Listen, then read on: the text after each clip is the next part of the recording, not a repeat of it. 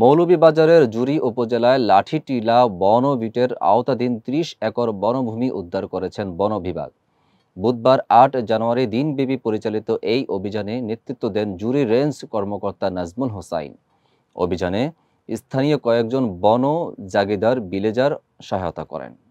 Desk নিউজে বিস্তারিত জানাচ্ছেন অরণি আক্তার। মৌলভীবাজারের জুড়ী উপজেলায় অভিযানের সময় জানা যায়, জামকান্দি গ্রামের দুই ব্যক্তি কামাল উদ্দিন ও কালা মিয়া দীর্ঘদিন ধরে এই বনভূমি অবৈধভাবে দখল করে পান। লেবু এবং মাছের খামার তৈরি করে রেখেছিলেন। অভিযানে তাদের দখলে থাকা বনের ৩০ একর জমি উদ্ধার এবং অবৈধ পান ও লেবু বাগানের বাঁধ কেটে দেওয়া হয়। জুড়ী রেঞ্জ কর্মকর্তা নাজমুল হোসাইন বলেন, গোপন সংবাদের ভিত্তিতে জানা যায় যে লাঠিটিলা বনের এই জমি প্রভাবশালীদের দখলে রয়েছে।